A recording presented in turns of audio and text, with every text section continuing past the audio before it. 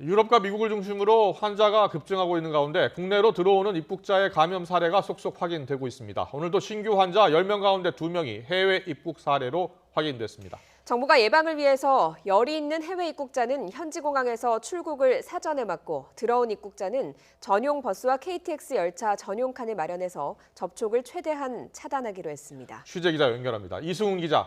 네, 이승훈입니다. 네, 해외 입국 희망자 중에 열이 있는 사람은 일단 비행기 탑승이 거부된다는데요. 어떤 내용입니까? 네, 열이 37.5도를 넘으면 한국행 비행기 탑승이 제한이 됩니다. 중앙안전재난대책본부는 오는 30일 0시부터 37.5도 이상의 발열 증상을 자는 한국으로 출발하는 비행기 탑승이 거부되고요. 항공료는 환불받게 된다고 밝혔습니다. 발열 여부는 해당 항공사의 자체 점검에 맡깁니다. 물론 이런 조치는 탑승객의 국적과는 관계가 없고요. 우리나라와 외국 국적 항공기 모두 대상입니다. 네, 이런 조치가 나온 걸 보면 신규 확진자 가운데 해외 입국 사례가 많기 때문으로 보이는데요. 확진자 가운데 해외 유입 규모는 얼마나 됩니까?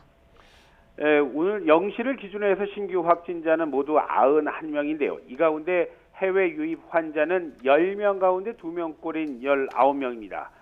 검역에서 13명이 확인됐고요. 지역에서 6건이 확인됐는데 모두 우리 국민입니다. 사망자는 9명, 이에 따라서 누적 사망자도 140명이 됐습니다. 또 신규 격리해지는 사람은 384명인데 그도 추이를 살펴보면 집단 감염이 확인된 대구 경북의 신규 환자가 늘었고요.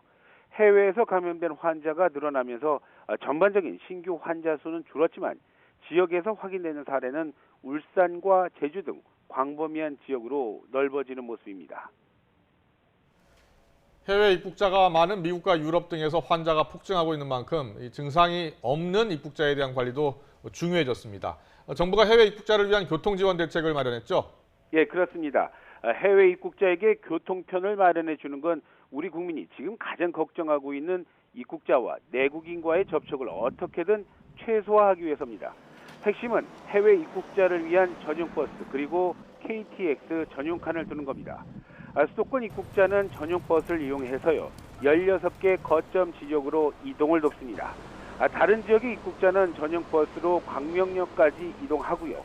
또 거기서 KTX 전용 칸을 타고 거점역으로 이용하게 됩니다. 물론 승용차를 이용한 귀가가 원칙이라 거점 지역이나 거점역에 도착한 입국자는 승용차를 이용해서 귀가를 권장합니다. 전용 버스 전용 칸 이용은 내일부터 시행합니다. 방역당국 이와는 별도로요 감염 확산을 막기 위한 학원의 휴원을 다시 한번 권고했습니다. 정부는 또 전 국민이 감염 확산을 막기 위한 사회적 거리두기에 참여하고 있는 지금 예배 중단 등 종교계의 적극적인 이해와 동참을 다시 한번 호소했습니다. 지금까지 사회부에서 YTN 이승훈입니다.